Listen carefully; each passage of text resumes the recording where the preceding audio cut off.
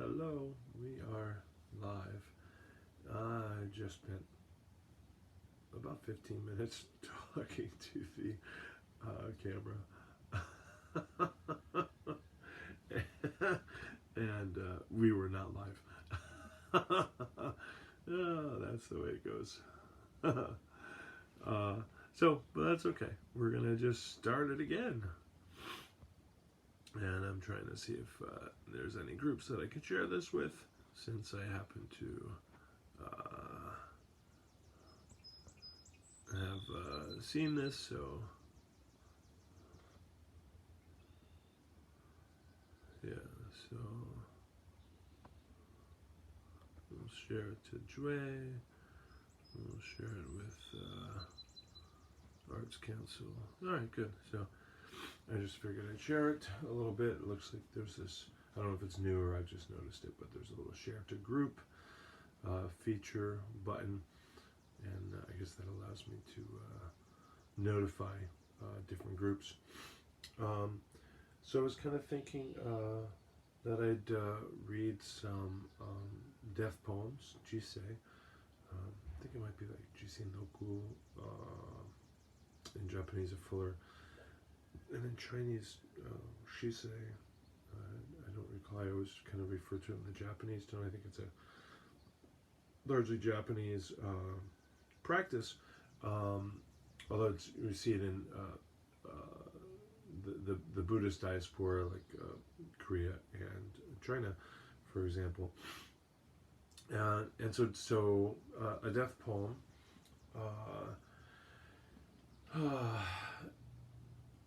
here's how I kind of think of a death poem. If we can consider that we are growing as we live,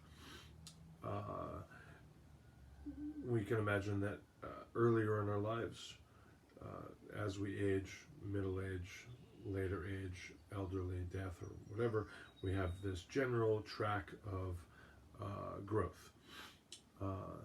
And so we could see that, although your actual growth may, just have some dips, and, maybe your growth looks a little bit more healthy on the y-axis there, but if we can consider that as we live and age, we are generally growing, and I'm here just envisioning it as this sort of perfect line of,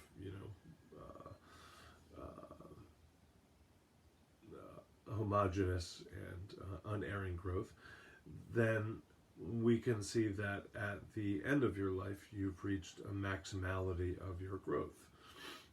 And this idea then that as we age, we are growing, learning, our awareness is expanding, our insights are pure or manifold, or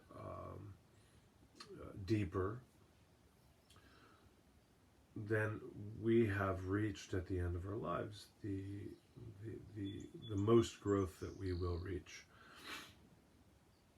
Now, a death poem is written by somebody at the threshold of their death, and that threshold may be a fortnight before they die, a week or a few days before they die.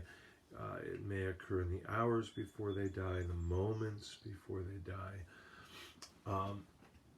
And I don't know when these poems were written. There may be very little sort of scholarly research on it, and there may be scholarly argument about it. And I would certainly guess that people that have written these, who may have their own followers and believers, will kind of argue for that more readily mythologizable view that somebody on their absolute deathbed, their last deathbed, their last breaths, scrawled out in a shaky hand with their last muscular contractions this poem. It doesn't really matter to me if they wrote it 2 weeks before or it was the last poem they wrote, but it wasn't really in the last days of their life. It was a month ago. Still, generally for me, I kind of imagine it in this kind of most poetic sense, that it's somebody's actual deathbed and they're writing out, having now at this moment reached the height of their awareness, insight, growth, and they scratch out or dictate a poem, and that's the death poem. Now, I've made a practice myself of writing these every day for many years. And for me, partly the idea is that I usually write them in waka or haiku. For me, the idea is, however far my education has gotten me yesterday, today, when I write a death poem, I'll be that much further. And it's a really, really extraordinary practice for me. It's probably my top 2 type of poem. Maybe my very, very top poem. I still remember first encountering it. And I'm sure that mine are not very good, or my particular track of learning does not really amount to all that much. So however long I live, that is not going to amount to all that much. So who cares what my insight was? I don't know. But as a rule, the people that write these may be noble persons or monks or nuns, somewhat educated, perhaps scholars. But it certainly could be anybody. But I guess the history, or maybe the most likely to be preserved history, is that of people who are of a higher status or famous in some way. But that doesn't really matter to me. Often I don't even then study about the person who wrote the poem that I'm adhering my soul to. I just try and take in the words, and of course they're generally translated, so I'm another step removed, culturally, historically, chronologically, etymologically removed from them. But I still,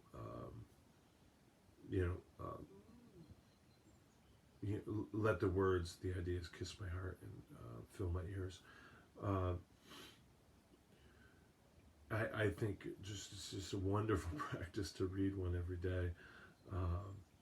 And in many cases, I have an education after I've read it, or upon reading it, like, oh, that's what the white chrysanthemum meant in the Edo period. Oh, no wonder, he said, the white chrysanthemum tree is bare. It's not merely a description of the garden the person's walking in. It's a comment on the political fallout of that sort of a thing. And something like that might just miss me in the education that I've had. So I find it really interesting when I can learn, like, oh, that's why the color yellow is referenced twice in the poem, or that's why you use that phrase.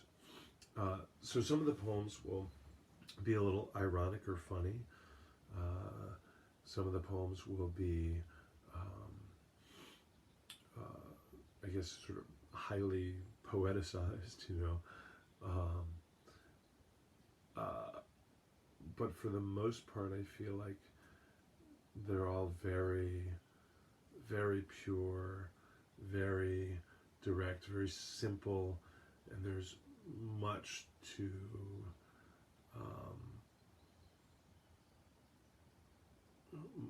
there's much to be illuminated by them in our lives. So a death poem, which quite often is like a haiku version, it's very, very brief. I really appreciate this spareness, this idea that, here I am, like my life is over,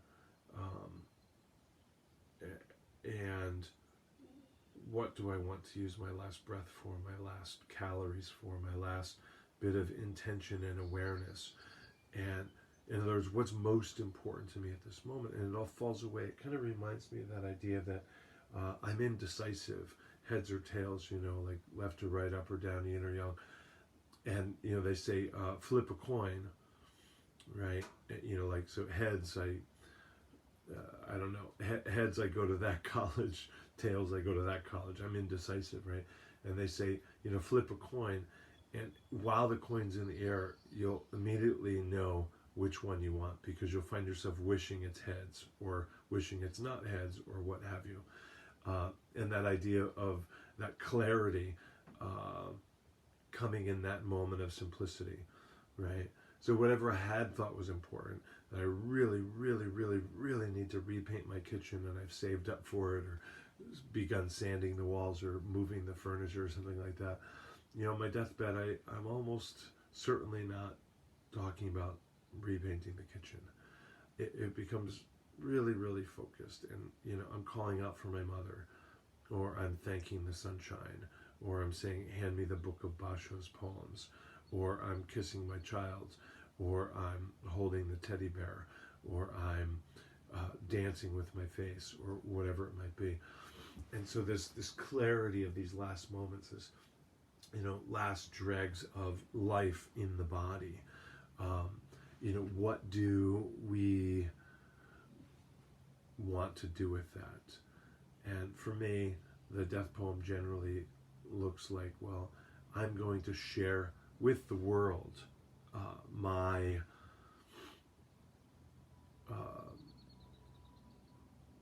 highest reach of awareness, insight, understanding, education. At this point, this is me at this height, I guess, right? For this reach, the deepest depths of my experience. And so,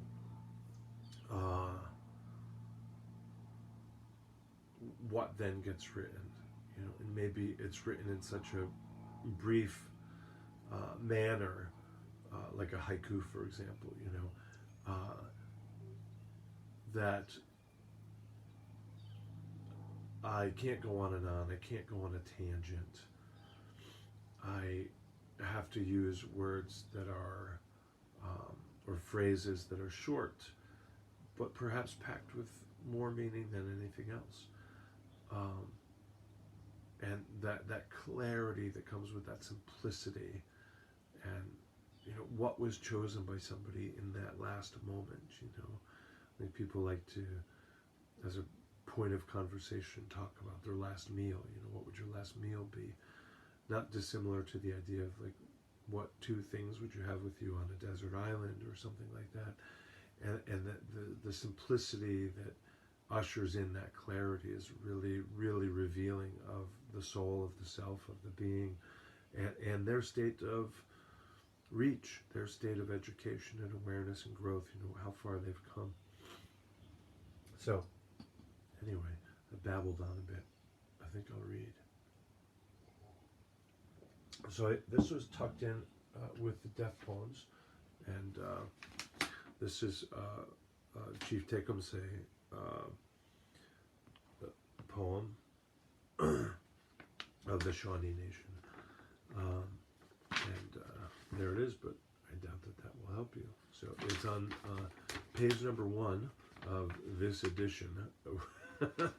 I guess it's called a chat page. So it starts with a quote. So live your life that the fear of death can never enter your heart. Yeah, actually, it doesn't start with a quote. The entirety is a quote. So there's a quotation, and then at the very bottom, an end quotation, I guess, unnecessarily. So I will just begin it again. So live your life that the fear of death can never enter your heart. Trouble no one about their religion. Respect others in their view, and demand that they respect yours. Love your life, perfect your life, beautify all things in your life. Seek to make your life long and its purpose in the service of your people. Prepare a noble death song for the day when you go over the great divide. Always give a word or a sign of salute when meeting or passing a friend, even a stranger, when in a lonely place. Show respect to all people and grovel to none. When you arise in the morning, give thanks for the food and for the joy of living. If you see no reason for giving thanks, the fault lies only in yourself. Abuse no one and no thing, for abuse turns the wise ones to fools and robs the spirit of its vision. When it comes your time to die, be not like those whose hearts are filled with the fear of death, so that when their time comes they weep and pray for a little more time to live their lives over again in a different way. Sing your death song and die like a hero going home. That's Crouching Tiger of the Shawnee Nation, who passed in 1813. I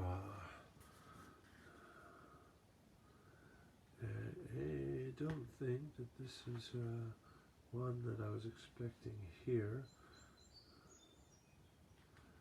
Yeah, so I think this is belongs.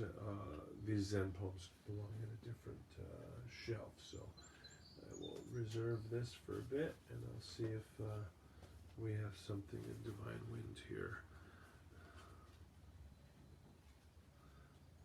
I'm sure that we do. The question will be, can I find it?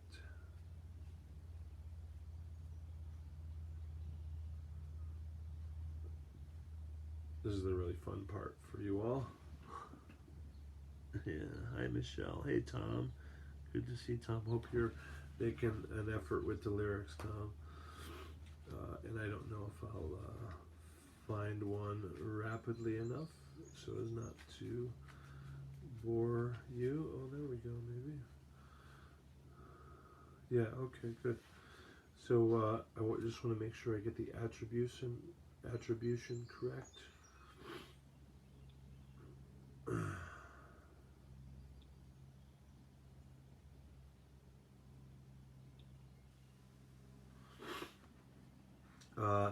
Yeah, so it looks like there's two of them.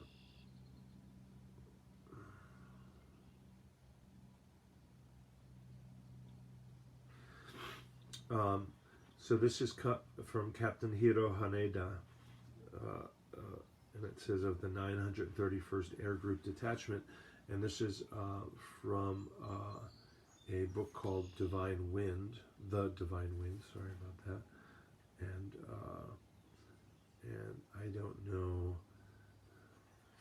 how clear this, it's never been clear to me, I don't think, about the author. It seems like it's and this is written by Rikihei Inoguchi, Tadashi Nakajima, with help from Roger Pinnell. So to give fair credit. And I am from page 132, as I said, from Captain Hiro Haneda. My men are in high spirits and fighting gallantly. We pray for the final victory of the motherland. We will fight to the last man in defense of this outpost. My contact ends with this message. That's the idea that, you know that it's your end, and what you find is important or feel to be a duty or are bound in some way to do, or is revealed to you as obviously necessary in that moment, is to write. And I think that was actually a radio transmission, like an oral letter. But that idea that, rather than pull my covers up tight and just wail against the pain, perhaps existential, perhaps of the body, maybe both, rather than just calling out for your mother or morphine,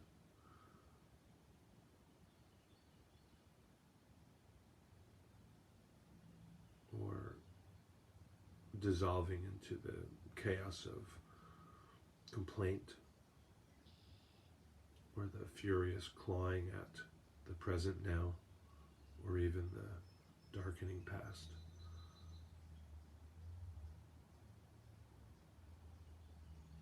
At that moment, I want to pass on some insight, some wisdom, some view of the world from this reach. Okay, so I'm just going to, I'm making a note of the poets who I've read, because I'd like to give them attribution when I retitle the video here. So just making a quick note of Tecumseh and Haneda, which hopefully, I just remembered, so hopefully I'll keep doing that. Okay, the very next page, page 133, there's a postscript to this letter from Mitsuru Ushijima, and I don't know the year of this. I'm going to guess it's 42 or 3. Mitsuru Ushijima, the postscript to his letter: green grass dies in the islands without waiting for fall, but it will be reborn, verdant in the springtime of the homeland.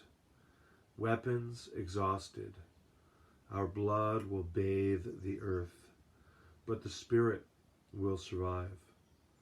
Our spirits will return to protect the motherland.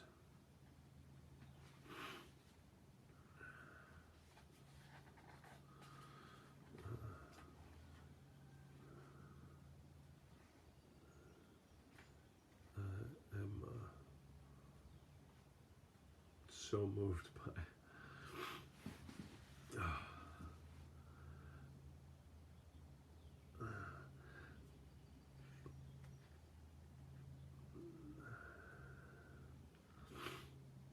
so I think that this is from Ohnishi.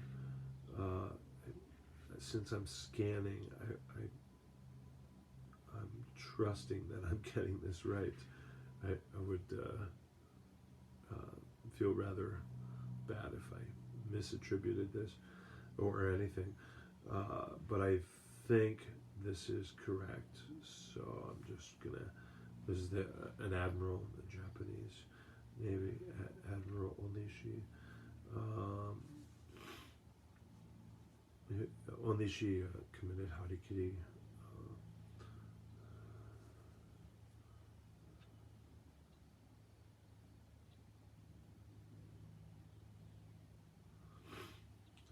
He had written or calligraphed, I guess. In blossom today, then scattered. Life is so like a delicate flower. How can one expect the fragrance to last forever? But the death poem, a haiku from Admiral Ohnishi. Here we go. Oh, suga suga shi bofu no ato ni tsuki kyoshi. Suga suga shi bofu no ato ni tsuki kyoshi. And the translation offered here: refreshingly, after the violent storm, the moon rose radiant. Apparently that one happens to be represented early in the book, but I don't know.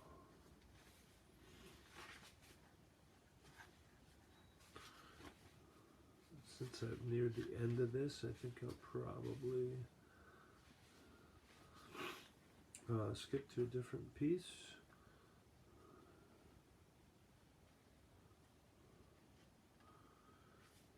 So let me offer the attribution here.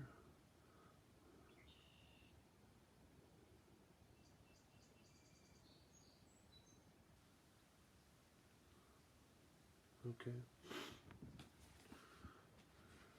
thank you for joining, everybody. Appreciate that. I think there might be another here in the back, so I'm gonna.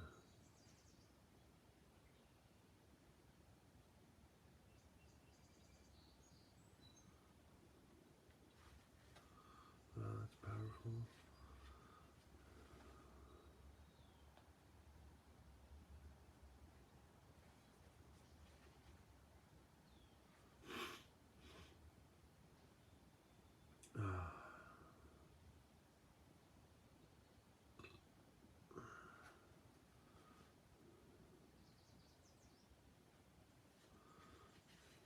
Yeah, this is great video, right? Watching me pick up on, but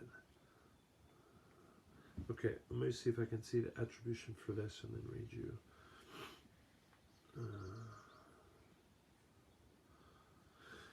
Yeah, so this is from I think February of 1945. This is from Okabe, born 1923. Yeah, so that puts him at 22 years old. Okabe, and he writes, like cherry blossoms in the spring, let us fall, clean and radiant.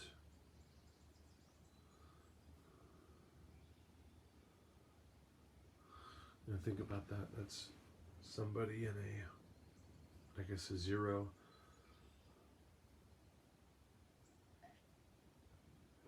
Diving out of the sky. I'm expecting towards a ship. You know, maybe without a helmet. You know, hurtling towards your death with hundreds of horsepower in front of you.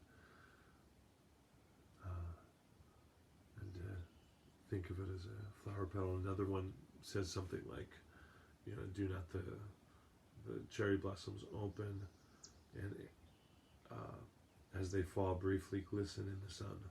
You know, but this beautiful thing that's now dead, you know, falling, about to reach the ground, but does it not glisten in the sun?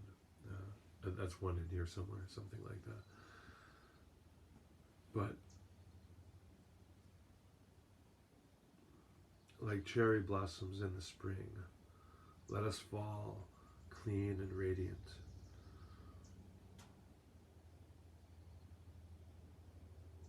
You know,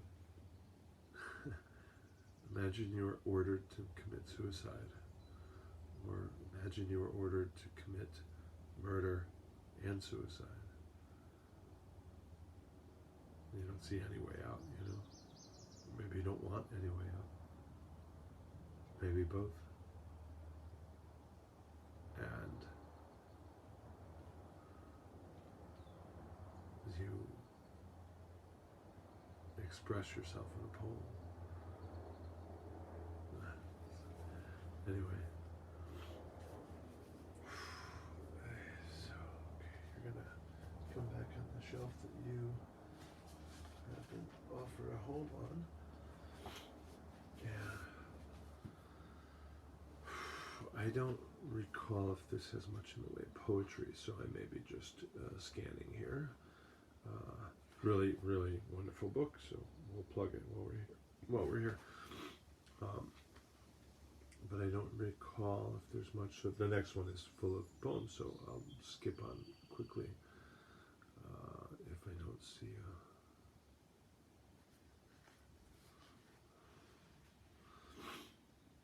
Yeah, so I'll read this Suzuki quote here, which is a death poem of sorts, or death talk. Yeah, I'm just typing in the attribution here, so I guess we should plug Centerline Martial Arts while we're holding my phone up for you. Okay. This is a Zen master, so we go from a young warrior. So this is, it says he called his students together as he lay dying of cancer. If when I die, the moment I'm dying, if I suffer, that is all right, you know. That is suffering Buddha. no confusion in it. Maybe everyone will struggle because of the physical agony or spiritual agony too. But that is all right. That is not a problem. We should be grateful to have a limited body, like mine, like yours.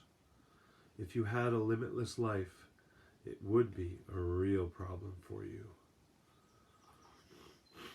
And then a quote attributed to Suzuki here. We die, and we do not die. And it's got a lovely picture of Suzuki here on the page that I was reading. And if you're playing the home version, that was from page 62. Which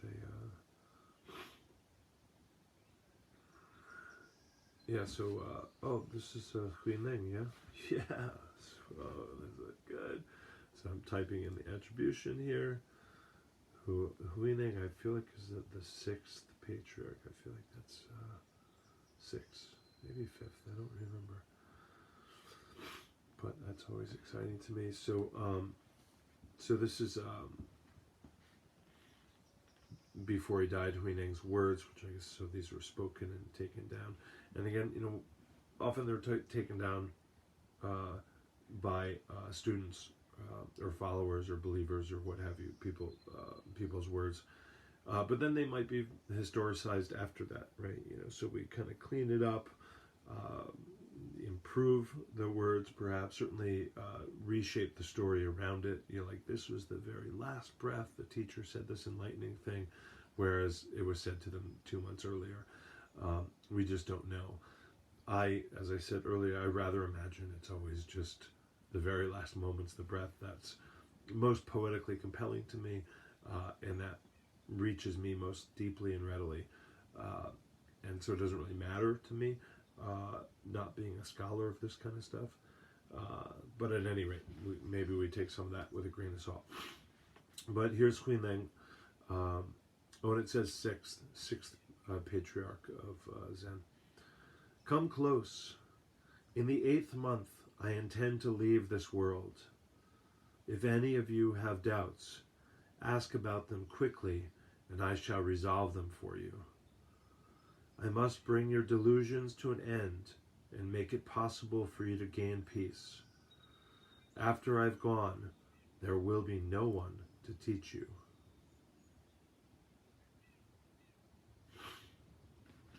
So it said that the disciples began to cry. Shenhui was the lone disciple who was not crying. And so Hui-Neng turned and spoke to Shenhui.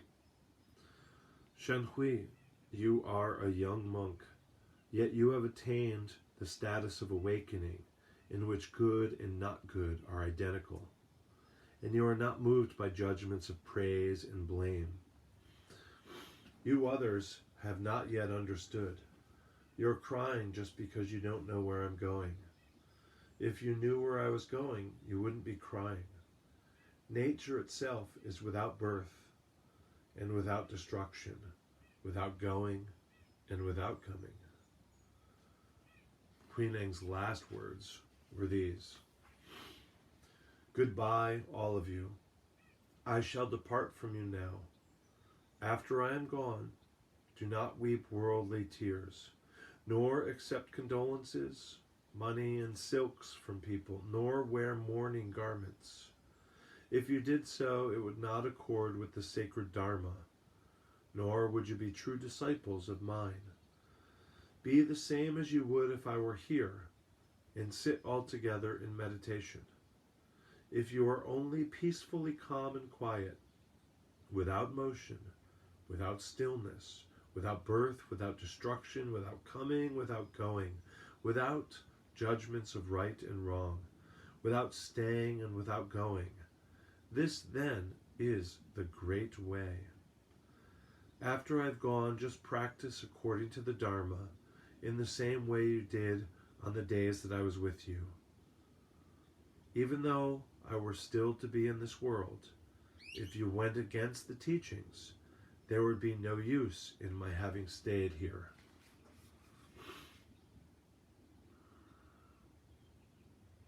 Dharma is a term kind of to describe the teachings, maybe we'd say the curricula.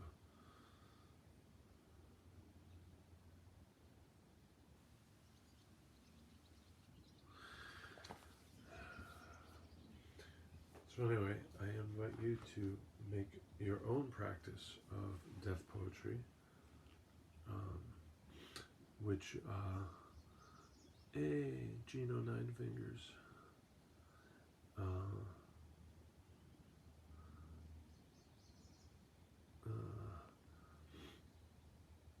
I see some people have joined us here, so I was just clicking to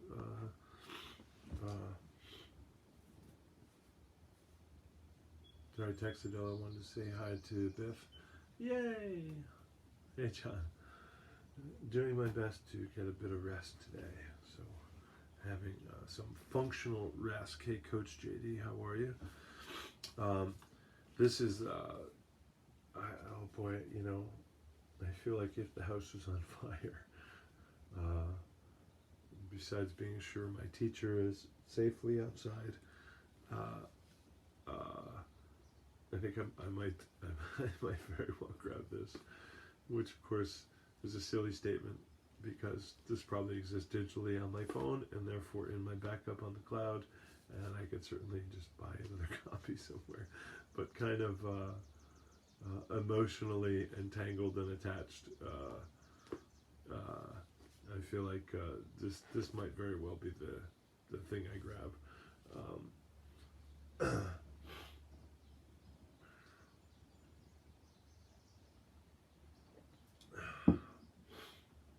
Okay.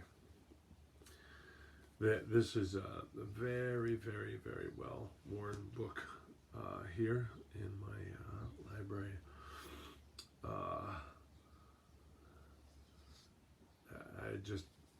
This is all marked up, and I like that there's some contextualization here for a lot of these, so it really helps direct my studies. But I'll often just kind of flip and okay, that's where I am. Let's check that out. So anyway, this is compiled by Yoel Hoffman. Right? I know Yoel's name, but I don't know about translation. It says compiled with an introduction. But I would guess that is the case.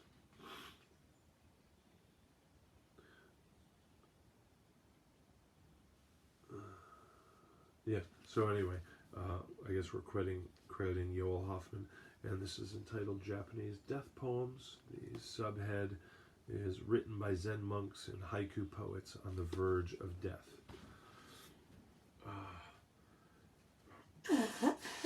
Excuse me. It's allergy season, I guess. So here we go. Let's see where we go. Oh, I know this one.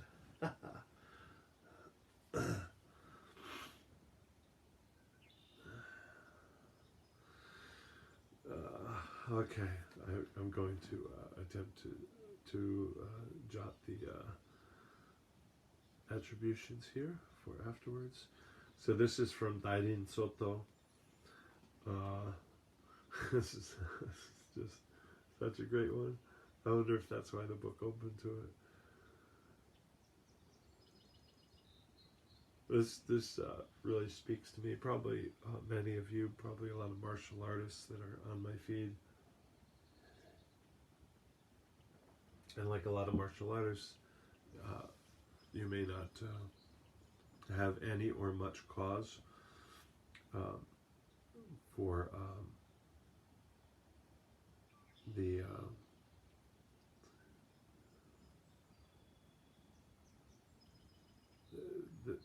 physical and combative practices that you study in your life. And so we'd expect that your martial arts largely benefits you in other ways. And so this one kind of speaks to that. died in Soto, who passed away 1568 at the age of 89. My whole life long I've sharpened my sword, and now, face to face with death, I unsheathe it, and lo, the blade is broken. Alas.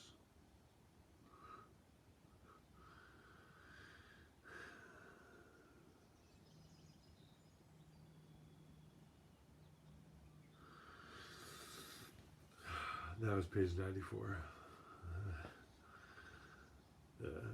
I may smile more reading these than any other thing that I read.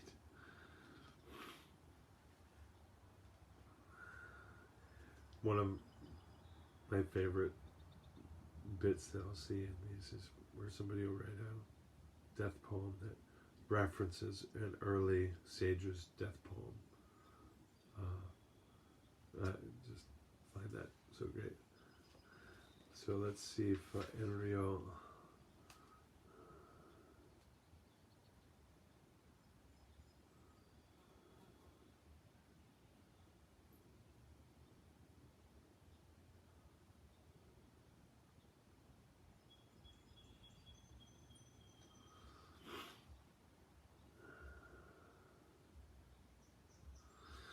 Okay, so this is by Ensei,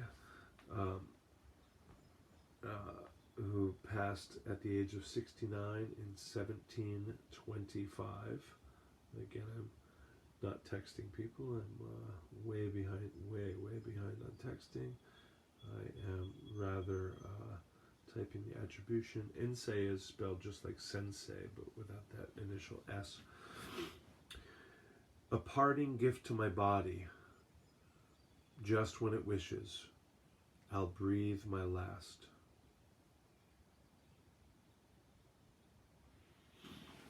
A parting gift to my body. Just when it wishes, I'll breathe my last.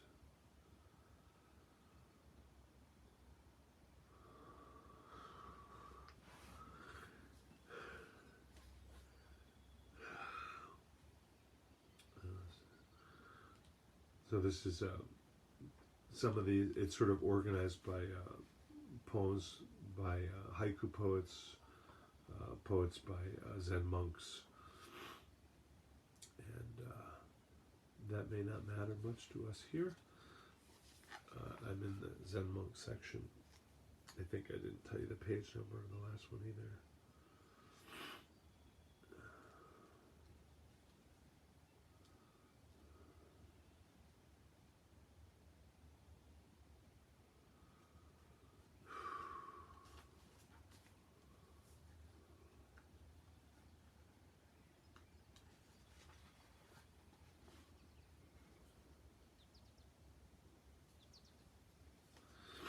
So this is Hosshin. It says 13th century, so that's, I guess, all that we are able to know now about that. I think I need to save this because it looks like, okay, good. So Hosshin, 13th century. Coming, all is clear, no doubt about it. Going, all is clear, without a doubt.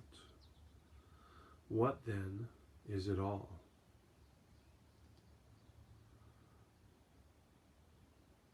Hosshin was known as Hoshimbo and Shosai.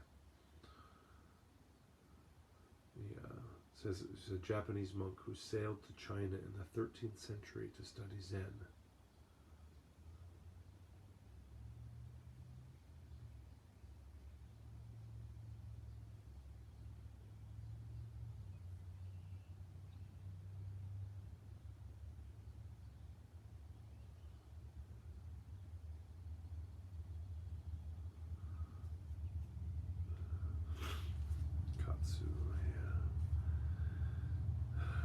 So here's one from Geshu Soko.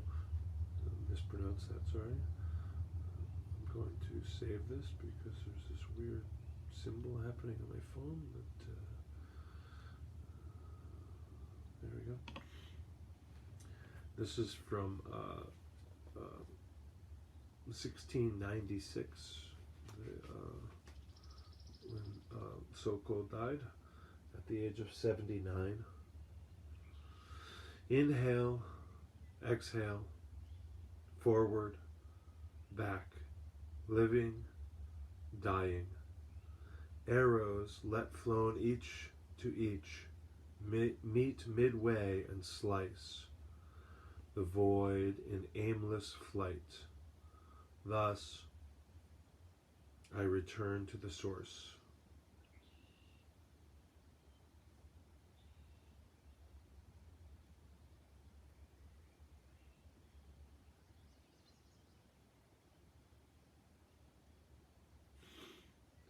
This references a poem by Geshu in which the archers shoot arrows that hit one another in flight. My goodness.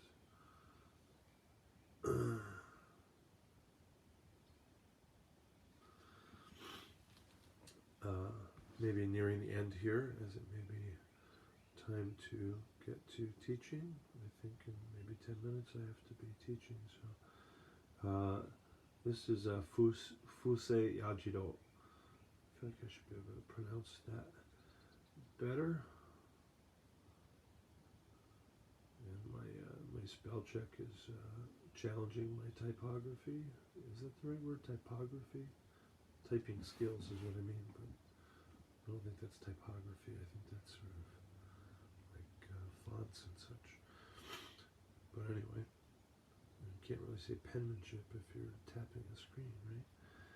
So Fusei Yajiro,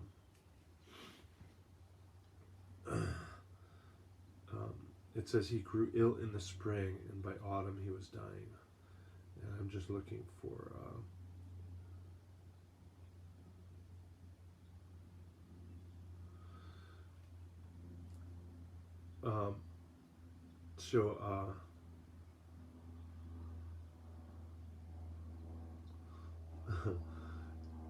so it says he grew ill in the spring, and by autumn he was dying. He wrote this poem, which I'll read. And then he recovered somewhat. He lasted another month, and then he wrote a second death poem. So I will read them both, and I'll plan to pause in the middle here, so as to be clear. So the first one by Fusei Yajiro. Naki tama no kazu nai harite naku naka ni uki akikaze no mini zo shiminu. That was pretty bad. Before long, I shall be a ghost. But just now, how they bite my flesh, the winds of autumn.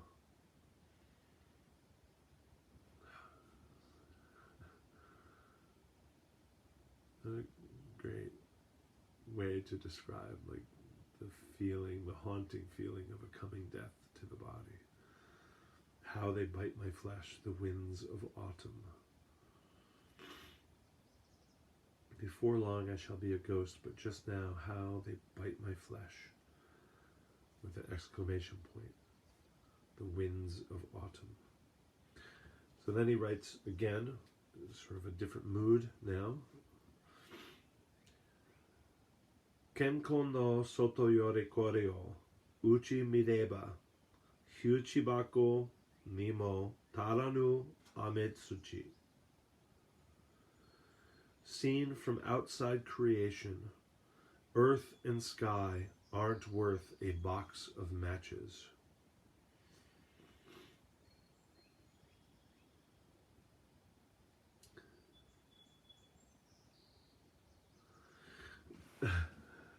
Okay, so this is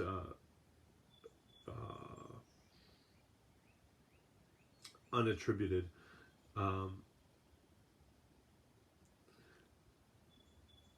And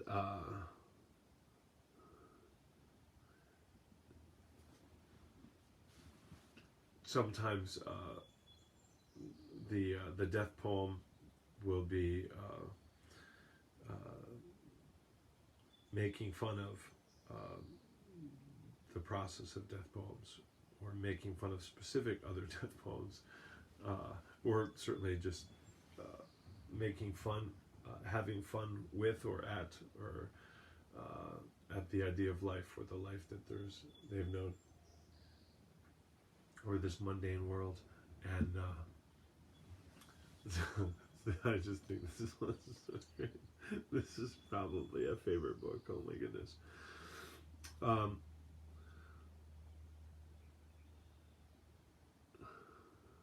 So anyway, he wrote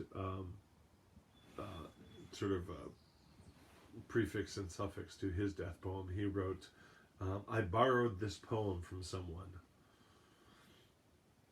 And then the last line, so the last speaking of his life, could have been a she, I suppose, if it's unattributed. I borrowed this poem from someone. This is the last act of plagiarism I shall commit in this world.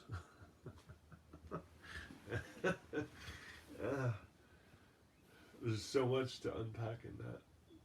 Plagiarism could be just as on the face of it what we see, the plagiarism idea, but makes me think about karma and multiple lives, or the oneness of all the lives. Maybe there's so much plagiarism, it's not simply reading somebody's words and reusing them. Maybe it's reusing your breath. Maybe it's living in a homogeneous culture, right? Maybe it's karma rippling through.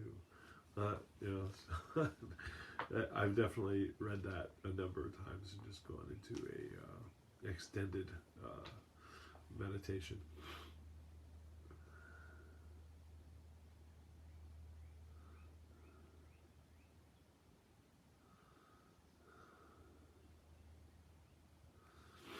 Okay, let's see. So this one is about Wu Wei. It's on page 222, and I think this will be the last one. So thank you for sticking around, if indeed you have. This is by Kibai. Good. 1788, at the age of 70. This is about Wu Wei. I don't know if you can see that behind us, but we have Dave Champ's calligraphy of Wu up here in the library.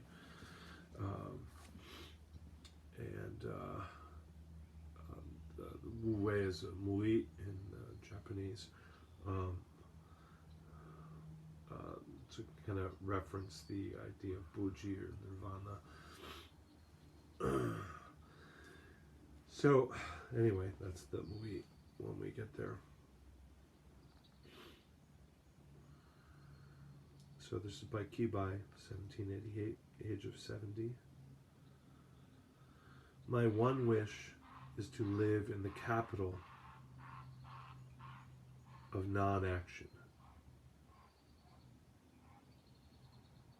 I paused for the great blue heron croaking loudly and extendedly nearby. I don't know if the audio picked that up, but that's my pause. But I'll read it again. Negawaku wa mui no miyako o sumi dokoro.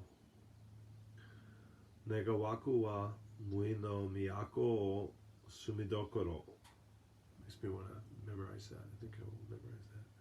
Negawaku wa mui no miyako o sumi dokoro.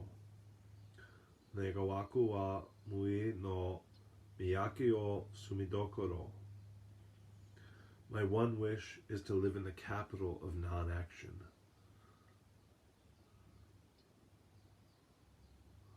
That reminds me of 30 spokes joined together to form a wheel. What is the center hole that makes the move? So anyway, this is Yoel Hoffman's Japanese death poems. If you like this, I totally dig reading a bunch more, but I feel that I am about out of time. Would you like to host the next one, Texadelo? You're welcome to. You seem enlightened, actually, with the massive beam of light coming out of your head. So perhaps you've achieved much, for sure. Okay, you want to give a bow here? There you go. Thank you very much. Okay, so thank you all for joining. Very, very much. Maybe I'll let you see that calligraphy a little bit better. Here. Okay. Thank you all.